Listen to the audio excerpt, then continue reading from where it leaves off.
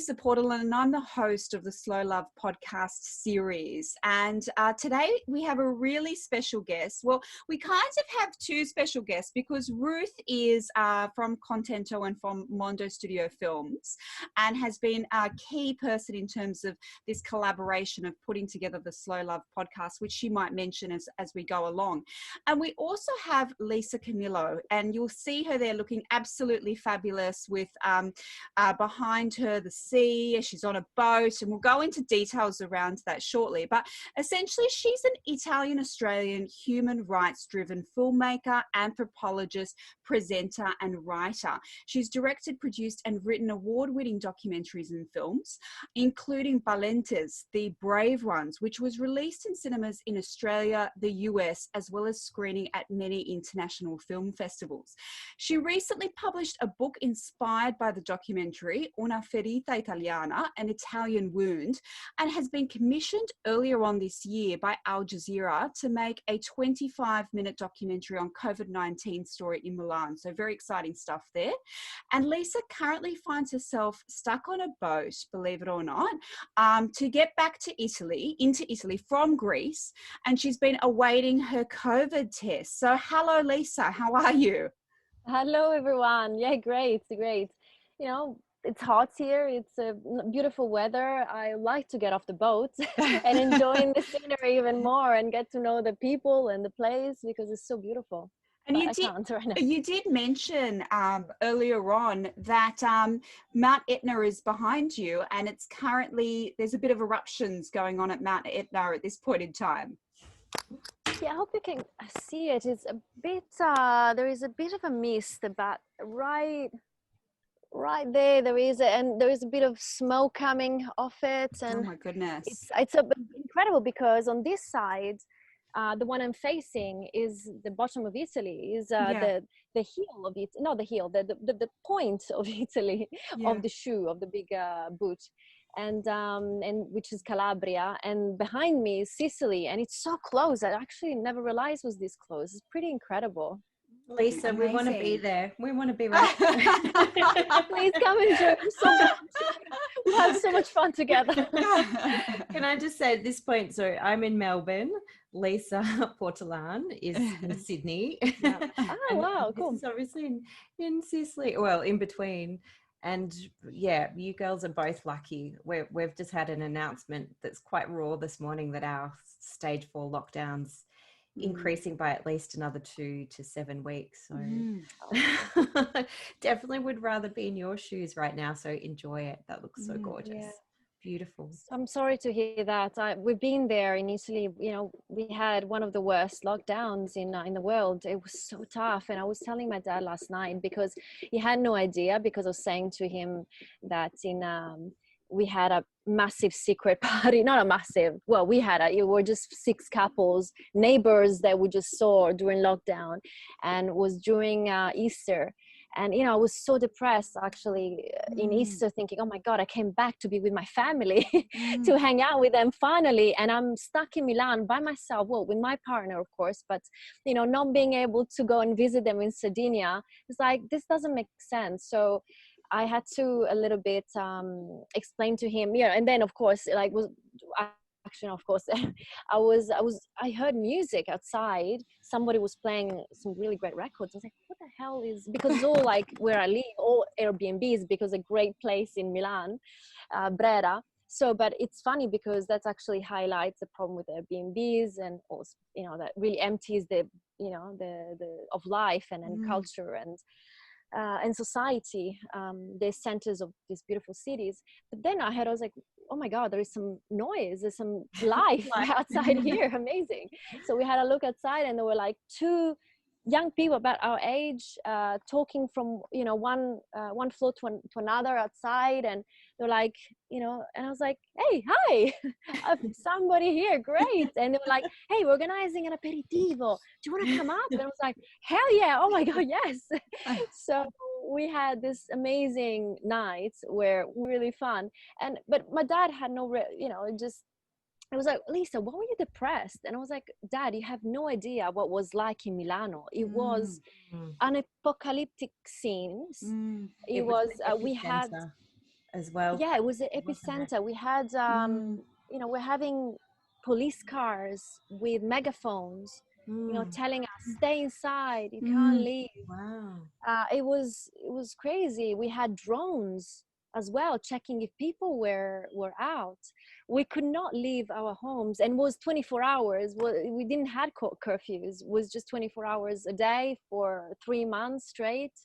And it's funny because you could only leave actually to go and do some shopping, and supposed to be only one person per family unit, but we were just like, I need to walk. That's it. I live in a 30 square meter apartment, and I need to walk my legs. Yeah. So we're trying to go a little bit further away, with the, walking distances to the furthest really nice supermarkets. And even still today, when we walk, we see police cars, we get paranoid. It's like we Yeah. were in jail. Yeah. Oh my gosh. So, Lisa, to start off, so we met at Cannes Film Festival, I think it was 2017. Is that right? Yes. 3 years ago? 18. 18. Okay. 18, yeah, because I just moved back officially to Okay. Italy. So I 2 just years left ago. Australia, and I was looking for a distribution deal for my film. That's Yes. where we met. Yes, Yeah. that would be right.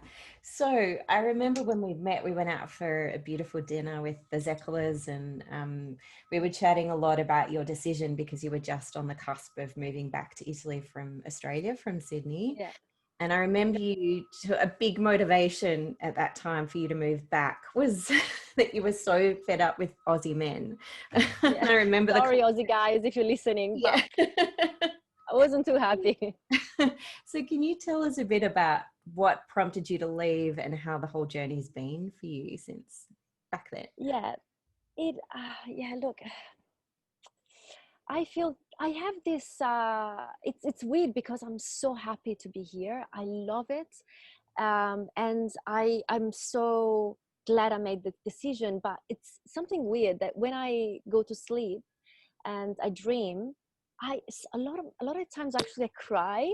I cry in my sleep, remembering leaving Australia and how painful. There is a part of me that I sort of think like, that's fine. I left Australia. What's a big deal? But I think part of my heart is still there and mourns this loss. It's really bizarre because I'm so happy and like, oh my God, I thank God I left. But a part of me is like, longing for this Aussie life, Aussie friends, and and I think everything that is beautiful about what's Australia. I think sort of because I was moving back to Australia from Italy around the same time, so we were kind of swapping in a way. But I feel the same way about Italy. Oh wow, Absolutely the same. great. I think it's that you leave a part of yourself there. There Yeah, is a part of you, and obviously a big part of your life as well. yeah, You're split in two suddenly, and you're missing that part. There's I nothing agree much you can 100%. do except for keeping in touch. Exactly. But yeah, I can completely relate to that. Part of me was always felt Italian, the Italian in Australia. Here, I guess I'm the Australian in Italy. You always feel you don't quite fit in. There's always a part of you that's a bit different. So I did miss that Italian part, the culture, and I had great relationships in Australia, but they weren't cutting it. There was something missing.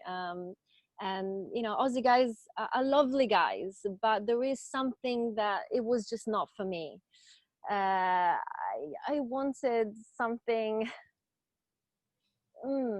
I love romanticism. I'm a romantic person. I'm a filmmaker, of course. All artists are in some ways, very romantic. So I think Australian men missed a little bit the mark there. I really wanted to be wowed. I always made an effort. I always tried to, dress up, look pretty for dates, and and even had boyfriends just rocking up at dinners with the wife beaters and and thongs, and I'm like, for God's sake, make a bloody effort, mate. And I'm another married thing, to an Italian, and that's him, even though he's an Italian, more Aussie than an Italian. yeah, sometimes the Italian they move to Australia, you go like, yeah, It finally. happens. Yeah. It can happen too, exactly. Yeah, no, I wanted the full European experience. you know, Mm. because I ended up meeting this amazing man that which is actually French, and he's cosmopolitan like myself, that has traveled, actually lived overseas in South America for many years, and just came back pretty much at the same time as me. It was really bizarre, and had the same feeling of, I want to be in Europe again. You know, I love Europe, and you know, and I was looking for a European woman, and so it's really quite similar, that our experiences that we felt. Yeah, so it was European, but it was just classy all the time, with such a cool outfits and shirts all the time, and cool leather shoes. I don't know, it's not, I know it sounds superficial, but it tells you a lot, I think, about the, you know, attention to details, to trying to wanting to impress you. Yeah. Sometimes I felt like Aussie didn't really, you know, the one I dated, of course, you know, they were like, the message to me was, I don't really care about you, in, you know, for not making an effort. While, you know, I feel like European men, and I was dating a little bit some Italian men here, that really try hard to impress you, to dress well, to make sure they really wow you. And I really do love that one. I feel like, you know, I'm a tough chick, that I do cool things, I feel like, but I'm a chick, I'm such a girl. Like, I really want flowers, I want you know, romantic dinners with candlelight. So it's so interesting that you bring that up, because look, I mean, I don't know if you know much about my research, Lisa, but essentially my PhD is around dating apps and intimacy, and whether or not So cool. dating apps have impacted how intimacy unfolds. And one of the things that came out of my research, which was very unanticipated, was this idea around the Australian man, the Aussie bloke, the mate, and, you know, this sort of strange sense that the Aussie bloke was a bit of a dud. So not particularly romantic, you know, very casual, very laissez-faire, almost to the point of a fault. And I want to unpack a little bit further with you around the differences that you see between Australian men and Italian men. So that's the question. But as you were talking, I just had this moment where my first boyfriend was Italian, and I spent 5 years with him. And Wow. I had this moment where I was thinking, I don't know if you know this about me, Ruth, but I had this moment where I was thinking about him, and he was living in Australia, and he was immaculately well dressed. He was so perfect in so many ways, but there were so many things about him that just drove me nuts. Like, for example, you know, when we made pasta together, if the packet said 11 minutes, it had to be 11 minutes. If we went to 12 minutes, it was the end of the world. So he was such a perfectionist on these small details. Or he would have other little bits and pieces where he would do things like, you know, he'd say, "Oh, I'm sitting in the draft. I'm sitting in the draft, and I'm getting, you know, I'm So gonna get sick Italian. from the draft." La And colpa la strega. yes, and things like that would really annoy me. So I was like, put a jumper on, or just, you know, sort it out. You know, you're a grown man. But so I'm really curious to find out what you think are the differences between Australian men and Italian men, the positives and the negatives as well. Well, first of all, the thing that scared me the most about Italian men, they're a little bit untrustworthy. You know, the big cheaters. Yeah. I also reading I just go really scientific when I date as well. So I'm just like looking at, you know, which countries have, you know, the most trustworthy men, and, you know, like these classifications of, and Italian men are pretty much the top. They win the trophy. So it's so that's definitely something that I was very concerned. They like to joke with their mates. Oh, look at that ass, look at that boobs and things and that. So I don't like that at all. They're a bit chauvinistic, you know. I must admit that they have this bravado, and, you know, they can get away with things and say things which is not cool at all. Things I found with the Aussie guys that I met, they were really respectful of women, and trustworthy, and they wouldn't even look at other girls, at least in front of me anyway. So that was a big plus. Really, you know, you feel comfortable in a relationship.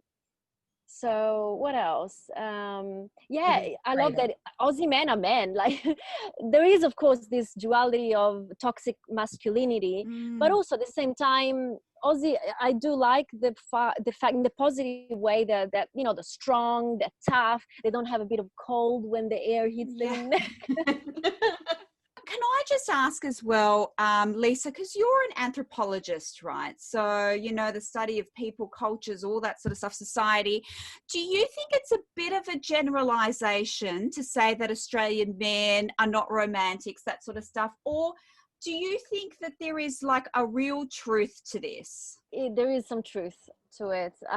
I feel terrible saying it because, you know, the Aussie men have a lot of also lots of other pluses, but I don't think they're very romantic. I was saying before, you know, the little things. I think it's very important. The you know, making you the coffee in the morning and bringing it to bed. Just the little things that I think maybe Europeans men might be more aware, as Italian men do that a lot. Um, just bringing your flower and you know, lighting up a little candle for dinner. I don't know, these things, and put nice music and then start dancing with you. I love that. Italian men Mm, can dance so well. Aussie men are mm. pieces of sticks. It's terrible. I'm sorry to say that, but gosh, guys, do some salsa lessons. I don't know. It's so beautiful. It's romantic when a man, you know, drags you on the dance floor or even in your kitchen. I we danced through the lockdown with my partner. It was great. Yeah, Yeah. there. And that you were really looking for that and you found it in a pretty short time. So that's great. You Yeah, have to tell us more. Um, so how did you meet? Maybe you can tell us a bit more about. yeah. It's quite bizarre because I've been having, of course, carrying a lot of gear for, you know, for shooting. I really injured my back so badly. I've had a protrusion, and I started in Australia having terrible back pains. I couldn't even lift anything, that even light stuff, that was in so much pain. So I had this friend in Milan that said, "Come on, Lisa, just go to this amazing clinic." You know, a friend of mine that actually treated my back is incredible. Please go to this clinic. It's in Como, you know, outside Milan. Is like an Mm. hour drive. And I was like, oh my God, you know, it sounds like going to Lourdes, you know, trying to get a miracle, you know, this big pilgrimage for my back. Sure, it's really painful, but let's not just go nuts, you know. And then, of course, my back just wasn't getting better. I was just in bed pretty much, and it was really bad. And eventually, like, okay, just take me there. And it's like he said to me, a promise that at the end of it, you're gonna build me a statue to thank me for it. And I was like, okay, whatever, okay, just take me, it's fine. So I went there, and I went to this person, this guy, and so he treated me, and I had to come back, and I wrote my appointment that I had to come back the week later. So I came back to be treated, and for some reason I took the train to get there, and for some reason I didn't write well, wasn't correct, the appointment, and it was the next day. And I was like, no, I'm really precise with these things, you know, like really. And I was like, I'm sorry, but the clinic is about to close. We only have one doctor. It's another doctor, and he walked in, and I was like, oh my God. It was this really handsome guy, you know. And I was like, look, I said to them, just get me somebody, because I don't want to have, you know, travel all this way for nothing. Come on, it's all the way to Como. I'm from Milano. And they're like, okay, I'm just gonna ask this doctor if he can see you before he leaves. So he saw me, and you know, and I was like, oh my God, he's so hot. He's so beautiful. He had this really weird accent, you know, French Spanish accent. And so we had a bit of a quick chat, but he was so professional. So I thought, oh, I'm sure he's probably already married. You know, it just looks like such a married material for some reason. I don't know. I never think this way, but I don't know. I just felt like he looks like he could be like such a great father. I don't know. I was like, oh my God, what the hell I'm thinking? And yeah, and then actually we I came back. He was so miraculous. Like he's like Jesus. I don't know what the hell he does. He's a chiropractor, right? And he just tests you. Does like a very different way of chiropractic, artistic techniques. And so it feels like it's really weird, like how your muscle react. And I was pretty blown away. And then I went to Cannes, and yeah, actually before when, like, was my last appointment with him. I was like, how can I find out if he's got somebody or not?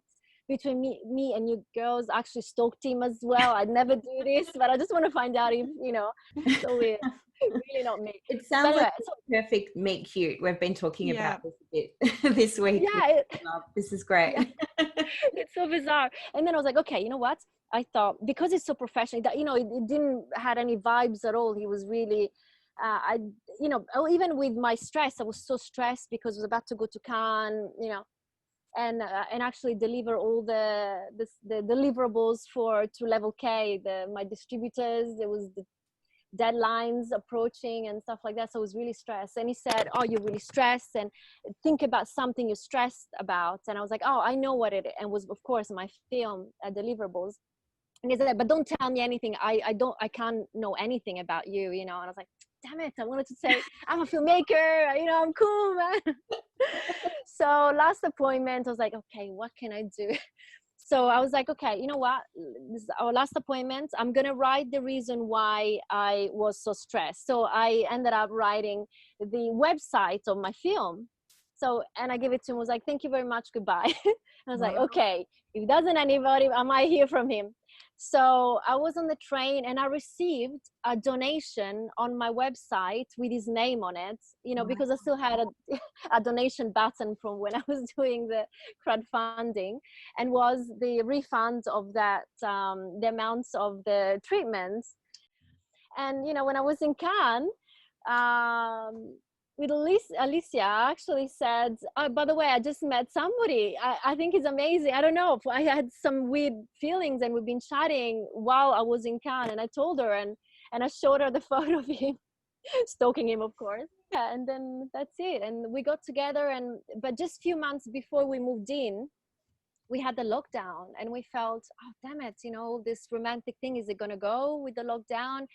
It's so soon in the relationship that we're just going to be the two of us without enjoying. And I actually moved from Como to Milano. So we're really excited to be in Milan together, going to bars and, building our new friendships together in Milan. But little we knew. That's amazing.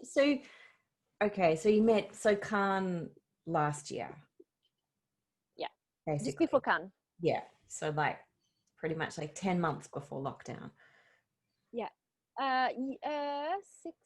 Yeah. You're right. Yeah. Around about. Yeah.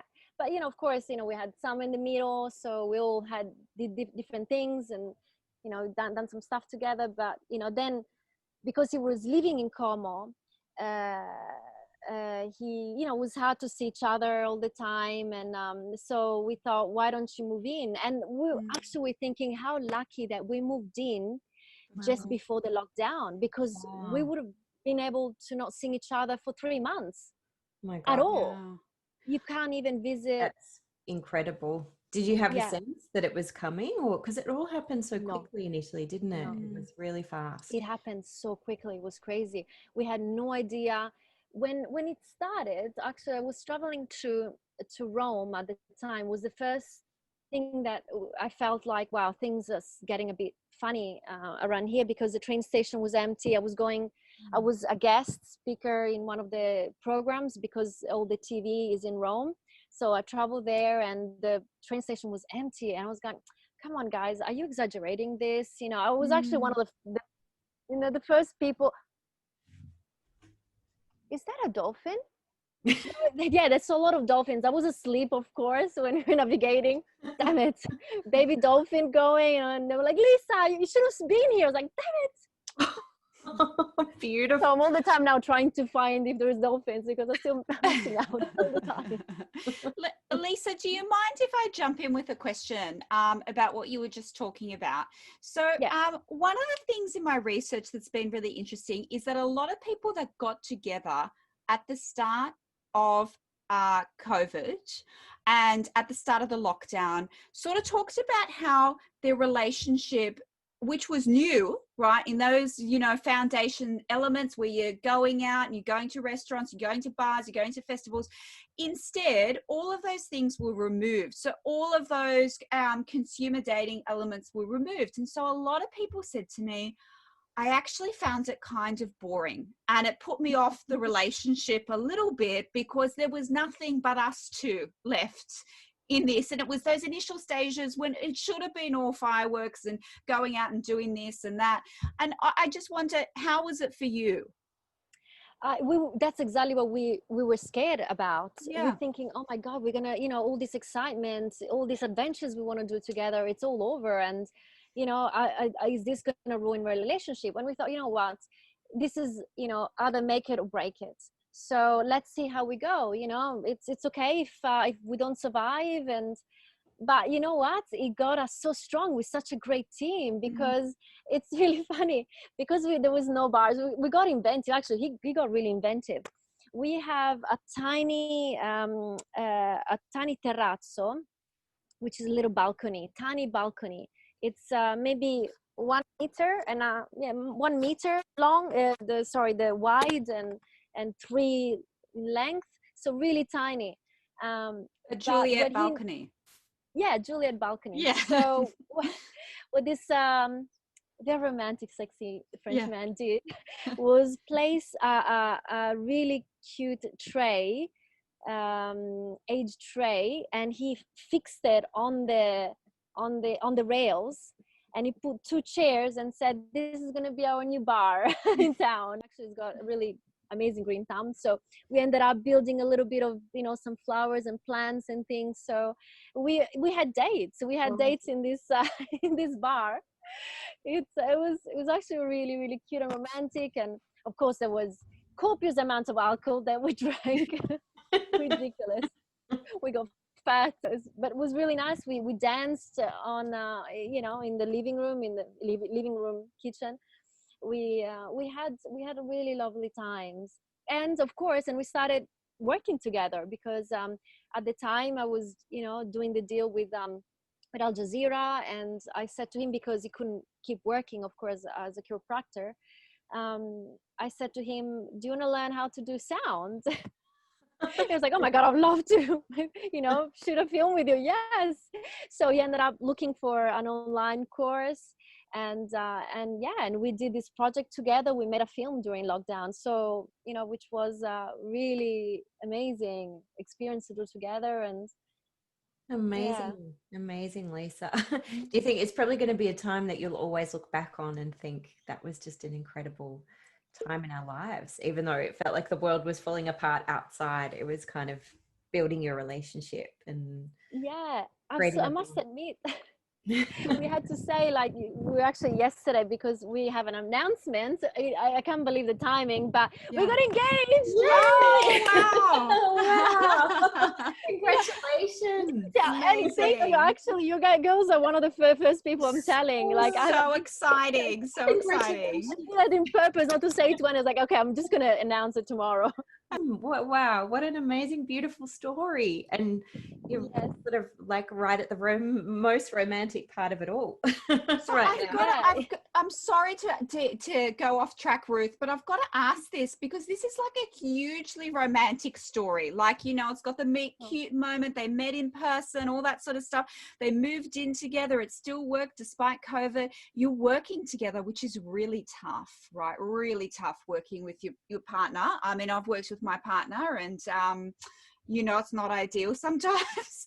But I'm just wondering, Lisa, did you ever at some point in time use dating apps?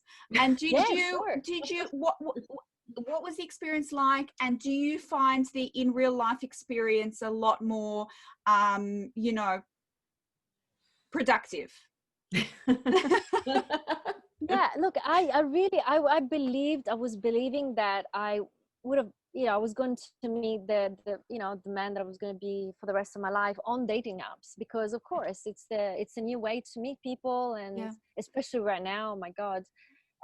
But even before, you know, I'd been to all of them, and I had some great experiences, some less great experiences. the scariest part is actually, I don't know, meeting the guys and looking completely different from the pictures. What is with that? Oh my God. It's like, this was a picture of you 10 years ago, you know? Yeah. Or who is this? Or actually having somebody completely different, not being the person, you know, a catfish. Yeah, so it's a scary world out there. And of course, can be dangerous, and a lot of the time disappointing. Did you do both in Italy and Australia? Yeah, I did actually when I came here, because in Milan actually, because I didn't know anybody. I was really new, so I kind of also went on dating apps to say, look, I'm just looking for somebody to meet, because I don't really know many people, just to show me around. You know, and I had a lot of really lovely guys just wanting to show me around and being proud of the city. They're all so gentlemen. My God, so many were gentlemen. Just only one was really sleazy. I wanted to kiss him straight away. It was really gross. There's always one. Yeah. But the other ones were really, they take you out, and of course you can never pay with an Italian guy. So this is really nice. You know what? I really like that, because women, first of all, we make so much less money than men. So it's actually kind of makes it even, you know, and it's also something romantic that I do like, you know, I really do like that. Of course, now in my relationship, you know, we pay, you know, but we pay kind of pretty evenly, even though he pays a bit more because I make less as a woman, and that's a rule for us, because, you know, for me it's like that, in principle. But of course, when we're out, I like him to pay.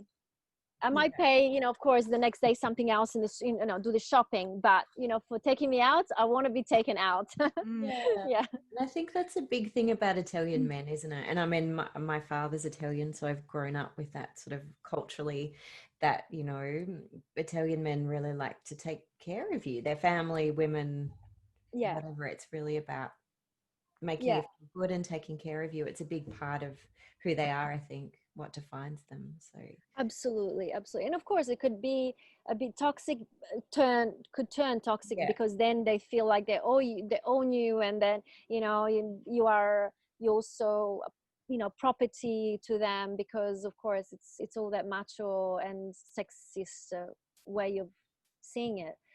But, you know, striking the right balance is perfect, you know, being a bit romantic, but also, of course, you know, having our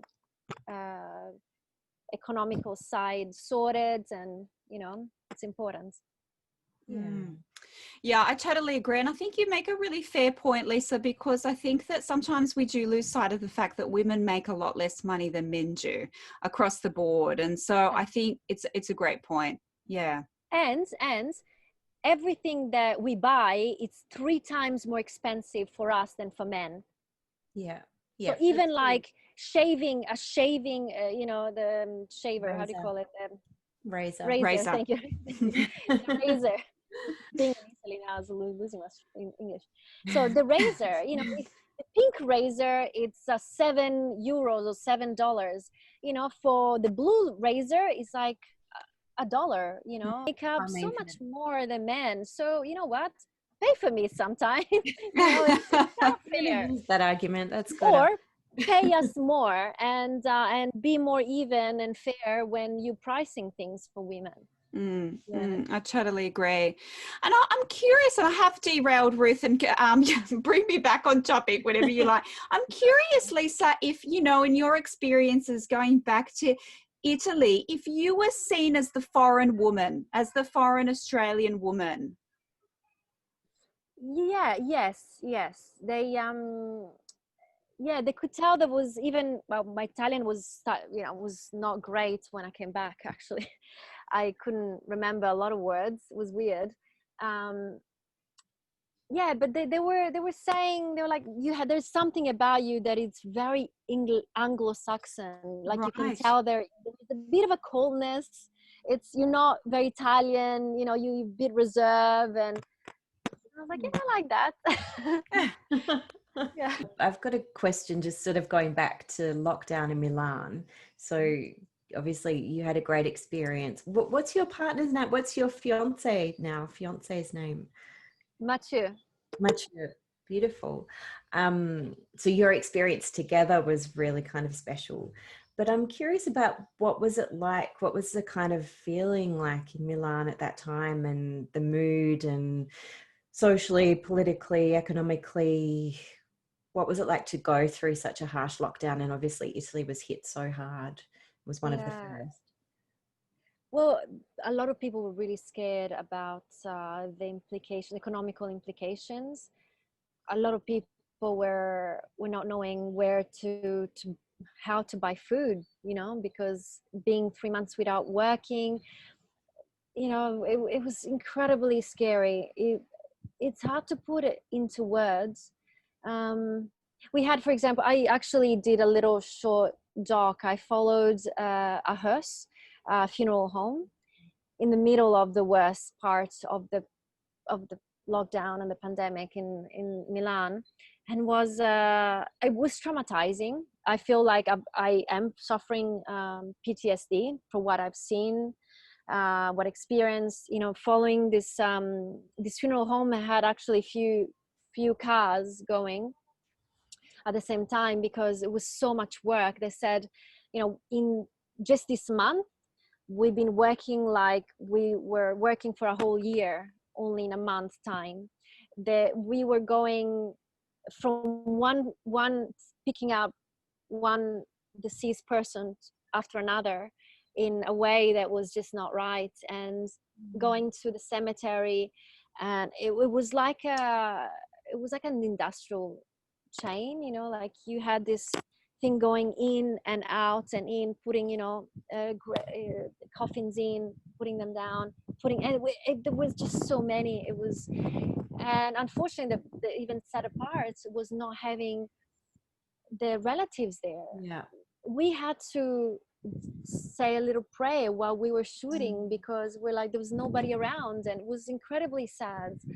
And some of them, you know, the lovely people of the funeral homes sometimes would Skype or WhatsApp the relatives, so the relatives, and video chat, so the relatives could just say last goodbye to the relatives. It was dreadful. It was, and the whole mood was like, what's next? What's gonna happen? Is this what life is gonna be like? I felt a lot. We talked about a lot about other single people, and thinking, my God, this is dreadful. I have a girlfriend that is single and just moved from Australia to London, and I was like, oh my God, I'm gonna die alone because I'm not gonna be able to meet anyone. Even in dating apps is a tragedy because it's hard to you know, you can't really meet in person anymore, and also even if you manage to get out of this situation, you won't be able to kiss because the other person might have COVID and be asymptomatic. It's like, and I was reading articles about gay people saying, finally you get what's like dating for us. You know, we had the HIV problem issue, and we never got a vaccine, so you have to learn to live with it and be very careful. So Is that sort of where you've come to now in Italy? It's like, it's the strategy is kind of learning to live with it, and maybe yeah, not going back into such strict lockdowns again? yeah, Or this what's going to sound like people are not wanting to go to lockdown. Even the government saying if Italy goes in another second lockdown, we won't make it at all. yeah, So there that's is an increase in suicides, yeah. of people not knowing how to pay for, you know, for the business, for the families. It's incredibly sad, really, really sad. And so now I think they're thinking about doing localized lockdowns when there is a focolaio, which is an epicenter, you know, comes out of, Yeah, a because you can't do breakout, it anymore. an outbreak. I think, Yeah. can I just jump in? I think you raised a really interesting point there around loneliness and people living alone, because even in Australia, a lot of the regulations were around the family unit. And, you know, so it was the family unit together in the home. So if you were living alone, you were virtually isolated at the beginning. I mean, the regulations sort of changed, and then they brought in this idea of an intimate partner. You could still visit an intimate partner. That's good. Yes, but but then there was confusion around what is an intimate partner. Is it someone that I've known for a long time, a short time, or whatever? So I think that there was this real blip in terms of, you know, single people were just completely missed from the entire equation in terms of the impacts that this would have on them. Massive. And, you know, I talked to a lot of single people at the start of COVID, and there was this real sense of, is this it? Does this mean that I'm never going to meet someone? I'm never going to, you know, have a baby, have a relationship? All these massive questions just suddenly came to super fair. Understandable. We keep saying how lucky we were that we met before all this happened. We thought, oh my God, imagine being single and being at home alone. It's dreadful. And, you know, I was trying to support my girlfriend, which was, you know, completely alone in London, a new city, poor thing. You know, she just moved, hanging out. We were partying all the time in Sydney together, and she wanted to come back as well because she's British and settle back, and also she wanted to find an Italian man, funnily enough. She's sick of Aussie men too. I was like, oh, it's too funny. Send some more down under, Lisa. Send them down. They can't get here. Our borders are closed. That's a problem. Yeah. Oh dear. But it is a problem, and I really feel for people that are single, because it could have been me, you know, if I didn't go to that appointment in the clinic. Yeah. Totally. And I think, you know, for people that had housemates, it was different. So there was like a little network, you know, they lived with friends or whatever. It was those people that were just completely isolated, which it really, you know, they were just left out of the considerations, I think. Yeah. Absolutely. Really tough on them. I'm curious, Lisa, now, because you came out of lockdown in May, and you've had this summer, and, you know, I've got a lot of friends and relatives in Italy, and I've seen all their social media posts that they're just like torturing me. The most amazing summer. Looks like everyone's had the summer of their lives. Can you tell us a bit about what it was like to come out of lockdown and what summer has been like after going through such a, you know, like you say, a traumatic and brutal experience, especially in Milan? It is. It's like you have a new level of appreciation of life, of your friends, your family, of freedom. It's really amazing how, even though I'm in a sailboat and sort of a semi-lockdown, oh my God, I'm in this beautiful place. I can travel, I can move. I'm not, you know, in a city. Also, another phenomenon that I saw happening, and which I'm going to be part of it, is moving from a city to the country. This is a realization that a lot of people in Italy are doing. There is this smart working. So basically they work from home, and a lot of people, that's another interesting thing. A lot of people from Milan, that work in Milan, actually come from the south of Italy, from other regions, and they go to Milan for work, and you know, to live there for and they abandon the regional homes and the villages. In fact, there's a big problem also of spopolamento, which is in English, hold on. Depopulation, like depopulation. Depopulation. So, so thank you. So it's a massive problem because there's just not many young people in rural Italy. But now for this, another positive side of COVID is that young people are starting to go back home because they don't want to be in an empty city.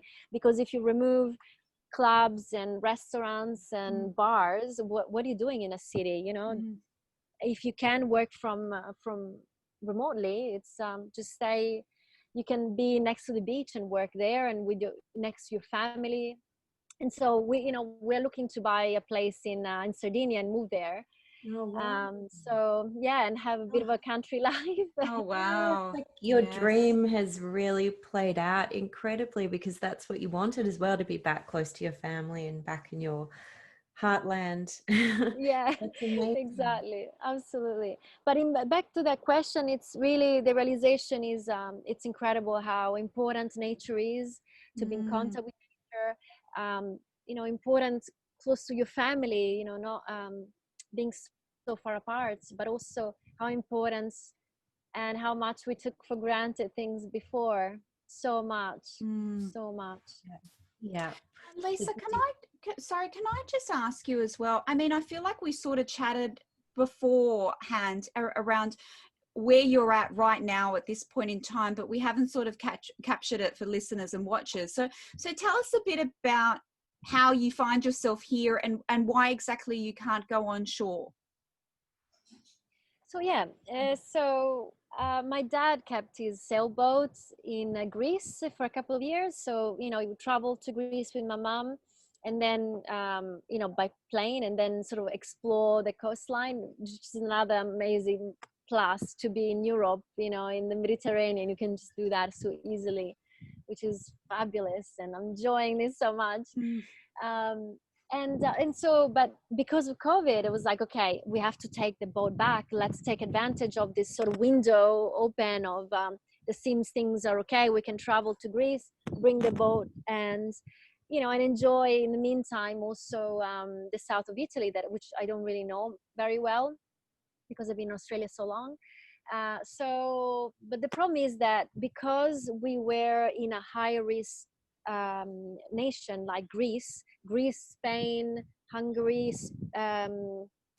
what else? I think England now, France now are at risk countries. So if you are coming from these countries, it means that you have to get a nasal swab, to be able to disembark. Otherwise, you have to be in quarantine on the boat. But because of the situation here, because we came from Greece, and the migrant situation, that there's just too many people to swab and to do the test, it's very hard to get a test.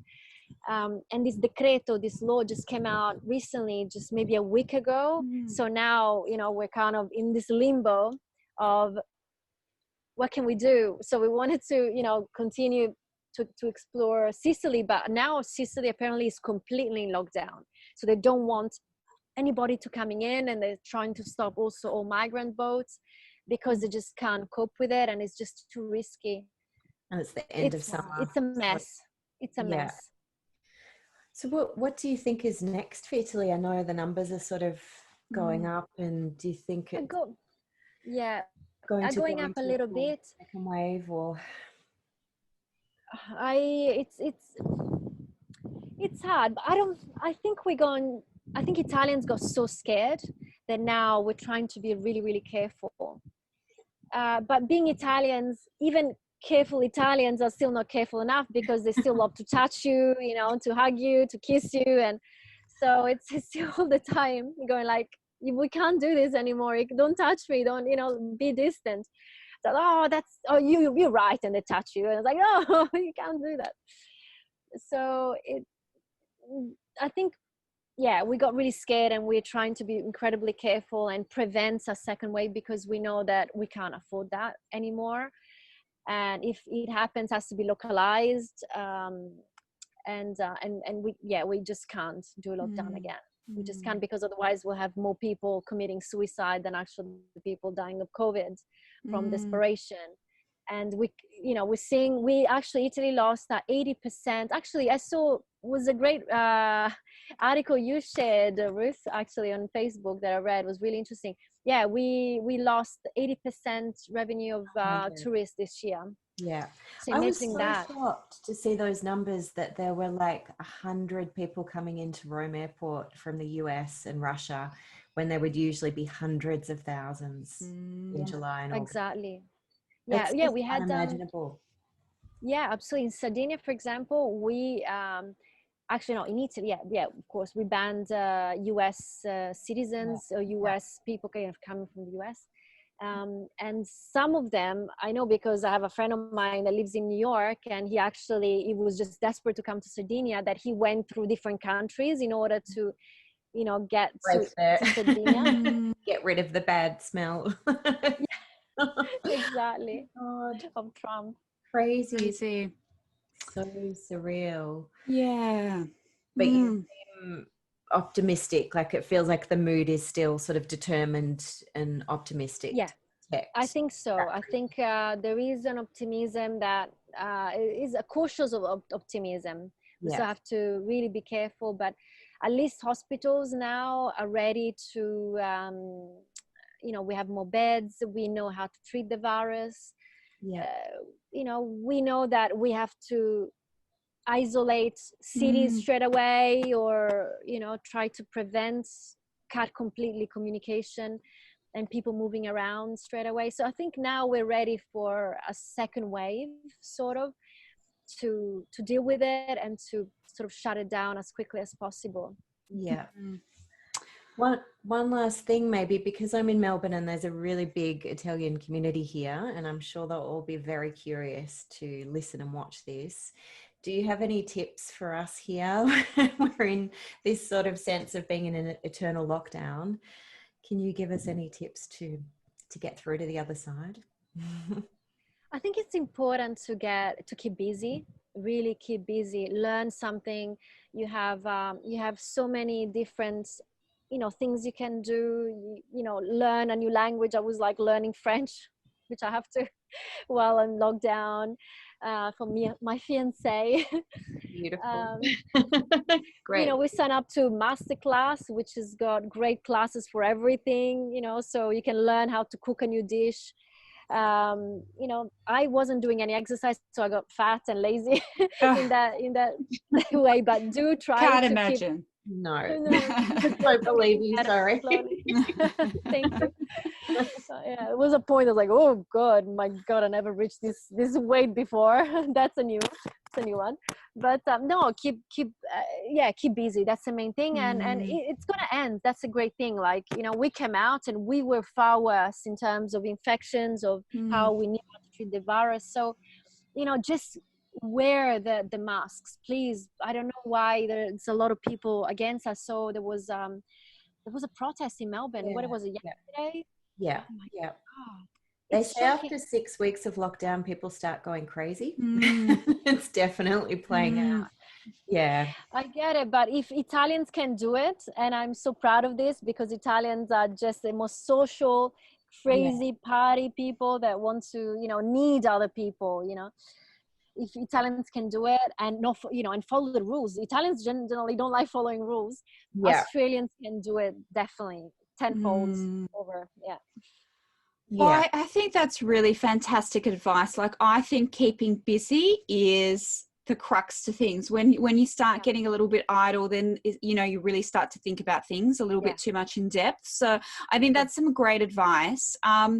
And I was just wondering, just to go back to the romantic love sort of angle to this, as a PhD researcher on this subject, I often vacillate from being incredibly pragmatic about love and being incredibly romantic about love. It's either one or the other end of the spectrum. And I was, you're an anthropologist, a filmmaker. What's your opinion about love and romance? Is it central to the human condition? Is it something that you have to find within life, or do you think it's a little bit overblown? I went through all these different stages of thinking all this about, things. At the end of the day, like, I think one thing is important that I've noticed that I didn't think it was, but being from a very similar background culturally, it really does help. I found that we were from different worlds, universes with Australian men. I didn't get them, probably they didn't get me. When we had fights about things that for me in Italy it's kind of normal, it's kind of taken for granted. Of course, that's what you do. And in Australia I had a boyfriend bringing wine to a dinner that I was cooking and making. It was actually a South African boyfriend. you know, kind of but very Aussie, because of course he was like there for years. So I made a beautiful, you know, 3-course meal for him at home. He brought the wine that he actually brought from Tazi when he went for a trip. And the next morning, you know, the wine, we didn't drink it because I already opened another bottle. The next morning it was gone. I was like, where did you put the bottle that you brought? I was like, oh no, I took it because we didn't drink it. Very strange. Like, are you kidding me? I was like, am I crazy? Is this, I don't, sometimes seriously, I was doubting my sanity, and I was like, is this normal? And I'm just exaggerating. So this is the kind of level of confusion that we had in cultures, you know. That's just confusing no matter what. Honestly. Yeah, probably. But it does anyway. really go against the Italian sort of sense of sharing and generosity, and there's the joy of that. It's not about exactly. Yeah. So that's one thing. I think it's there is a saying in Italy, moglie e buoi dei paesi tuoi. Have you heard that? I have heard it. Yeah. So basically, you know, the wives and the cows, the bulls should be from your own town. And I was against that the whole time, you know, she was like, no, I'm not going to be with, you know, European or, you know, Italian man. I want to be an Aussie or somebody completely different. But at the end now, you know, after my experiences, I feel like there is some truth in those old tales, those old sayings. Yeah, it's very so true. That's one thing. It's and another last advice that I think now, after my experience with my fiance, I have to get used to it, is that at the end of the day, you do have to write it down what you want. Seriously, it works. Write exactly what you want in all the details, have to be the most precise as possible, and trust the universe. There is no science at the end. There is that I think it's fate. It's funny. One thing as well, and this is a podcast I actually listened to yesterday that was all about serendipity. And how, you know, how some people have a lot of serendipity. Like I've always found in my life, I've always had a lot of coincidences, and people say, that's unusual, that's not normal. But, you know, for me, it's always seemed normal. But listening to this podcast, it's actually, the reasoning behind it is if you're open to that. So they did an experiment with 2 different people, one person who sort of always thought they had bad luck and nothing ever went right for them, and someone that was the opposite, that was really optimistic. And they basically set up an interview at this cafe. And so they planted a $5 note along the way to the cafe. And so the first person went, and they had this, you know, really wealthy sort of investor guy sitting on only empty table in the cafe with one chair next to it. And so the first one goes along, doesn't even see the $5 note, turns up at the cafe, is really grumpy, angry that there's not another table, doesn't connect with anyone, walks out, does the interview and says, you know, they say, how was your day? And they say, it was terrible, you know, nothing happens, nothing ever happens to me, blah, blah, blah. Whereas the other person found the $5 note, picked it up, went into the cafe, sat down next to the empty chair with the guy, had an amazing conversation, exchanged business cards, found an amazing opportunity for his own business, and did the interview and had the complete opposite experience. So it just goes to show your energy, what you bring to it. And I loved your story that in your last, you know, session, that you just did that, just that tiny little hint, and left that door open, that if you hadn't have done that, what would have happened? You probably wouldn't be together. You wouldn't be on this boat right now where you are. So I think there's such a lesson in that I agree 100% what you said. Serendipity for sure. Being open 100%. Absolutely. It can be right there in front of you, but you don't take it, or, you know, allow it to sort of come in, manifest. Yeah. Yeah, look, I totally agree. I couldn't agree more. And the funny thing is that when Lisa was talking, I was thinking to myself, it's almost like everything that she had planned in terms of when she chatted with you, Ruth, before Corona, has happened. And I thought, it was like this, incredible example of manifestation. So it's funny that you raised that right at the end. I think it's really inspiring. By the way, we just went to visit his family and his hometown for the first time. Actually, it was really lovely. But in his he's from the north of France, near Lille.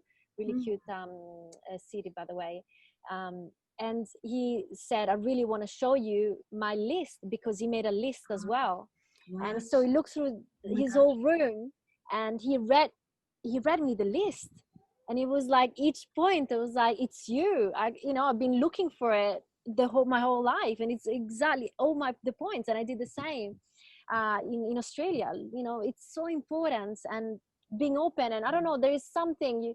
I think something more. There is, of course, it's you are open to it, and you see little hints, but I don't know. I think sometimes you have to believe in a little bit of magic. It's important. Never forget that. A lot of magic. That's such a magic story. So how was he feeling during those sessions? Has he told you, obviously, his side of that story? How was he able to maintain that professionalism? Yeah. Oh, yeah. Complete all the time, and he was feeling the same way as you. Yeah. Afterwards, you tell me, like, I thought you were the most beautiful thing I've seen. Oh my God, it was really hard to be professional with you, because I wanted to not get to know you. But he's just so good. He was just completely. I couldn't pick it at all what he was thinking. I had no idea. That's why I thought maybe he's got somebody. I don't want to, in case he's got somebody, I want to be absolutely trying to tempt him. Not at all. So that's why I stalked him. I was like, does he have somebody? Can I try? Never done that. Seriously, I never done that. It's crazy. But for him, there was something that I was like, I don't know. I think we should be together. Very strange. Fascinating. Beautiful. And the lesson is, don't settle. Do not settle. Trust that you're going to meet the person that is right for you. And I'm so glad I never settled. And I all the time felt, this is not it. This is not it. And when you have even one small doubt, that's it. Because when you know. Beautiful. And I think a lovely final note for anyone that's listening and watching, do not settle. And I love this idea that Lisa talks to you about around fate and destiny and all that sort of stuff. So absolutely beautiful. We're hoping that we will be able to catch up with Lisa further down the track as well, so we can follow her progress. Who knows, we might even be able to witness the wedding in some way. But thank you. Whenever I'm going to be here. I'm not going anywhere, literally. I'm moving, but I'm still going to be in this. So it might be on the boat. We'll wait and see. It might be on the boat. We might still be here. So when you're planning, Lisa, is it still, obviously it's very fresh? I think, well, we have been a little bit talking about it, so it's not, it's not such a big surprise. But I think it's going to be in, that's the other thing as well, issues with traveling and the uncertainty of planning an event like a wedding. So ideally it will be in May, June, which will be in Sardinia, my parents' place, which is this amazing place between two lighthouses. It's very romantic. Wow. So, beautiful. But intimate, but beautiful. And we'll get a friend to initiate to the ceremony, and maybe have like, more traditional sort of, the pig on the spit, like big Sardinian chanting. I don't know, something like that. That sounds absolutely magic. Beautiful. So happy for you. It's fantastic. Thanks, girls. Thank you so much for sharing your story as well. It's going to be very inspiring. Thank you. I hope so. Thank you so much. So we might say bye to Lisa, who is there, as you can see, on the boat there, docked, waiting to go on shore. Who knows what's going to happen next? We'll find out shortly. And Ruth as well, part of this Slow Love podcast series, and find out more shortly. And please follow us on our social media accounts as well. So at Slow Love Stories on Instagram and Facebook as well. Thank you so much. Thanks so much.